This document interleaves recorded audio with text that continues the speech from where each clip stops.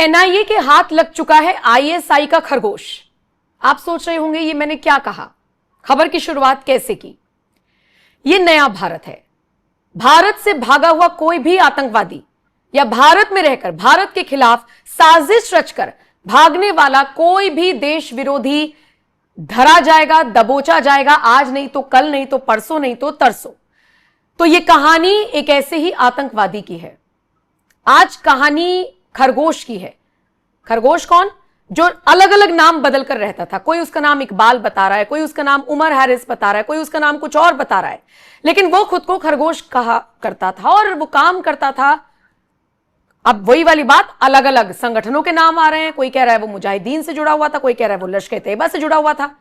तो जितनी भी ये थ्योरीज वायरल हो रही हैं, इन सब थ्योरीज के बीच में एक फैक्ट है, और वो फैक्ट ये है कि ये खरगोश हो, इकबाल हो, हैरिस हो, उमर हो, कोई भी हो, ये एनआईए के हत्थे चढ़ चुका है। और अब इसका और इसके संगठन का और इसके साथियों का एक एक करके कैसे इलाज होगा वो देखना बड़ा मजेदार होगा। तो आज इस वीडियो में इसी खरगोश की कहानी आपको सुनाएंगे। वीडियो के लास्ट तक बने रहिएगा। पंकज जी, अब मैं खरगोश खरगोश कह रही हूं तो लोगों को लग रहा है कि कछुए का जिक्र कब होगा। कहानी शुरू करते हैं अमित शाह के एक बयान से। आज से करीब 1-1.5 महीने पहले अमित शाह जी ने एक बयान दिया था, जो कि कहीं रिपोर्ट भी नहीं हुआ, लिखा भी तो बहुत छोटे कॉलम में छपी। अमित शाह जी ने कहा था कि अगले 1 से 1.5 साल में मैं भारत में ड्रग्स का सारा रैकेट खत्म कर दूंगा और 10 ग्राम ड्रग्स भी नहीं पहुंच सकेगा भारत में। यह उन्होंने कहा था। लोगों को लगा कि भाई नेता हैं, बोलते रहते हैं, लेकिन लोग भूल गए कि उस व्यक्ति ने डेडलाइन देकर नक्सलवाद खत्म किया। वहां से कहानी शुरू होती है। यह इकबाल सिंह उर्फ शेरा पंजाब का रहने वाला है। इसका मेन काम हेरोइन का काम था और यह पाकिस्तान से हेरोइन मंगाता था और पंजाब के और देश के अलग अलग हिस्सों के युवाओं में, नौजवानों में यह बांटा करता था। अब पंजाब में ड्रग्स का कितना बड़ा कारोबार है वो आप समझ सकते हैं। बिल्कुल। और यह किसी एक संगठन से नहीं जुड़ा था, यह मेन आईएसआई से जुड़ा हुआ था। अब हरकतुल मुजाहिदीन बोलिए, लश्कर तैयबा बोलिए, सबके लिए यह काम करता था। और वो जो पैसे कमाता था वो वापस टेरर फंडिंग में इस्तेमाल करता था। पाकिस्तान से ड्रग्स आया, यहां बेचा, जो पैसे हुए वो हिजबुल मुजाहिदीन और ये लश्कर तैयबा वगैरह को जाता था। मतलब हम ही से पैसे कमा के वो फाइनेंस कर रहे थे वहां। और वो मेन फाइनेंसर यही था, इकबाल सिंह उर्फ शेरा, या इसका जो भी अलग अलग देशों में अलग अलग, क्योंकि भेष बदल के ऐसे लोग रहते हैं ना। 2019 के आसपास का समय है। नरेंद्र मोदी दोबारा प्रधानमंत्री बन चुके हैं और उनको यह बताया गया कि पंजाब में अगर शांति चाहिए तो ड्रग्स खत्म करना पड़ेगा। और फिर जांच शुरू हुई तो पता चला कि कनाडा, यूरोप, इंडिया, इन सब का सबसे बड़ा जो ड्रग्स का जो सप्लायर है वो भारत में बैठा हुआ है। नाम है इकबाल सिंह उर्फ शेरा। और 2019 में कार्रवाई होती है, 2020 में यह भाग जाता है। और यह भागकर शुरुआत में पता नहीं चला कि यह कहां गया, क्योंकि अलग अलग देशों में भेष और नाम बदल के रहता है। लेकिन बाद में भारत सरकार को पता चला कि यह पुर्तगाल में छुपा हुआ है, किसी अंग्रेज नाम से, जो आप बता रही थी, एलेक्स। हाँ, उमर हैरिस, मैंने पढ़ा उमर हैरिस। हाँ, उमर हैरिस, वो, हाँ, उमर हैरिस। ये इसका नाम कुछ भी हो, लेकिन घर का नाम था इकबाल सिंह। ठीक है। तो उसके बाद जब भारत सरकार ने वहां पता किया तो वहां के एजेंसीज को एक्टिवेट किया, वहां के एजेंसी ने पकड़ लिया इसे। लेकिन दिक्कत आ रही थी कि पुर्तगाल हमें सौंपने को तैयार नहीं था, क्योंकि कनाडा का भी प्रेशर था, पाकिस्तान का प्रेशर था, यूरोप के अलग अलग देशों का प्रेशर था, क्योंकि पता था कि भारत के हाथों लग गया तो गया काम से। उस वक्त से लगातार हमारी एजेंसियां पुर्तगाल से बातचीत करती रही, कंटिन्यूअस एफर्ट चलते रहे, और तब जाकर कन्विंस किया गया। पुर्तगाल के जो अधिकारियों ने उसको खुद से इंदिरा गांधी इंटरनेशनल एयरपोर्ट लाया और वहां से एनआईए को सौंपा है। यह है वर्तमान कहानी। ठीक है। अब इकबाल से उर्फ शेरा की एक कहानी और है। ठीक है। धुरंधर 2 देखा है?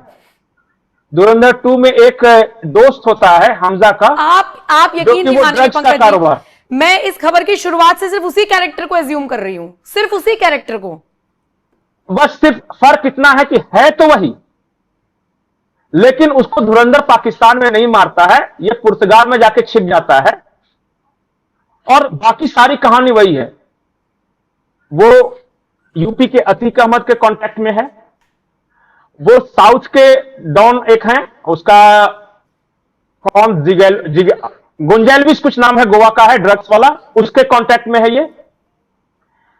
ये एक हैंडलर है रियाज भटकल, जम्मू कश्मीर का, उसी को ये रिपोर्ट करता था। रियाज भट्टी नाम है उसका। वो आतंकवादी को रिपोर्ट करता था और फिर हरकत मुजाहिदीन का एक आतंकवादी था, वो इसको सप्लाई करता था, उससे ये डायरेक्ट कांटेक्ट में था। अब क्या आप इमेजिन कर सकते हैं कि कितने का कारोबार ये करता होगा एनुअली भारत में? आपको पता है कि भारत के स्कूल्स में, कॉलेजेस में, शॉपिंग मॉल्स के आसपास ये सब जो ड्रग्स का कारोबार होता है, जो कि शेरा ऑपरेट कर रहा था, ज्यादा नहीं 3,000 करोड़ एनुअल। 3,000 करोड़ एनुअली। अब ये पकड़ा गया तो सोचिए कितनी बड़ी सफलता है।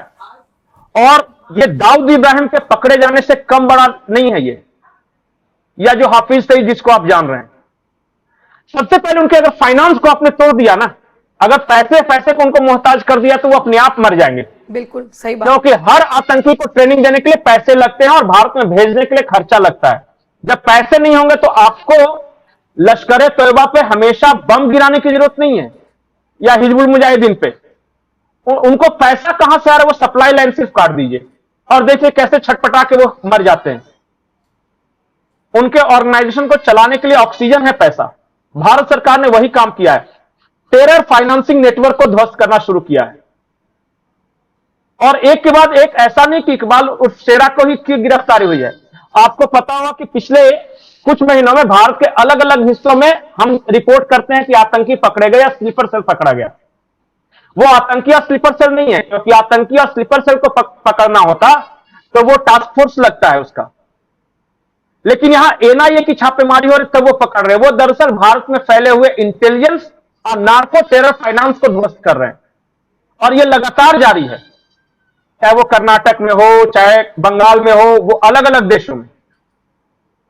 ये जो पकड़ा गया था, कौन यूनिवर्सिटी था दिल्ली के आसपास, अरे जो ये डॉक्टर्स लोग जो पकड़े गए थे, उनकी भी सारी अल-फलाह, हाँ, उनकी भी सारी फाइनेंसिंग ड्रग्स के थ्रू ही हुई थी। और वो प्रयागराज में जो महिला पकड़ी गई थी, वो भी अतीक अहमद से संपर्क में थी। हाँ। वो भी ड्रग्स फाइनेंसिंग ही था। जब आपने जिक्र कर ही दिया, मैं तो वो निदा खान, वो टीसीएस वाली, मतलब वकीलों की फौज खड़ी हो गई है उसके लिए। उसकी मंथली सैलरी 25,000 थी, वो भी रुक गई है अभी तो, और उसके लिए महंगे से महंगे वकील दलील दे रहे हैं। ये बड़ी दिलचस्प बात है कि कौन सा पूरा इकोसिस्टम है जो इनके लिए काम करता है। अब जरा पता कीजिए कि पैसे उस इकोसिस्टम को कहां से मिल रहे हैं। देखिए, फ्री में कोई काम नहीं कर रहा है।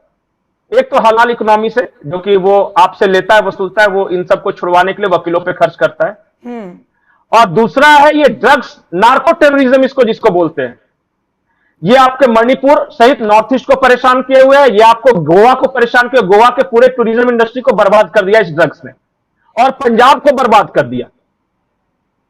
पंजाब में जितने भी खालिस्तानी वगैरह हैं, वो सिर्फ ड्रग्स के पैसे से, नार्को टेररिज्म के पैसे से पूरा उनका फाइनेंसिंग होता है। और नहीं तो खालिस्तान तो खत्म हो गया।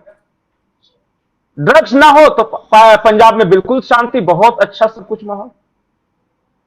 इसीलिए शेरा जैसे लोगों को पकड़ना बहुत मुश्किल है, देखते हैं। और जरूरी भी है। अमित शाह का वो बयान जो उन्होंने दिया था, वो कितना रंग लाता है, कितना असर लाता है। इतना जरूर है कि एक्शन प्लान तैयार हो चुका है, और जिस तरीके से ये लोग पकड़े जा रहे हैं, मतलब मुझे बड़ा अच्छा लगा कि दुनिया के किसी भी कोने में आप छुपे हुए हो, लाएंगे, आपका पूरा नेक्सस तोड़ेंगे। ये बड़ी अच्छी चीज है। अब ये पिटेगा या क्या इसके साथ होगा, और कैसे ये राज उगलेगा, ये देखने वाली बात होगी। फिलहाल पंकज जी शुक्रिया, और ऐसे नेक्ससेस को तोड़ने की बहुत जरूरत है। बहुत बहुत शुक्रिया आपका मेरे साथ जुड़ने के लिए। बाकी आप मुझे बताइए, आप इस खबर पर क्या राय रखते हैं, और अपडेट्स के लिए NMF न्यूज देखते रहिए।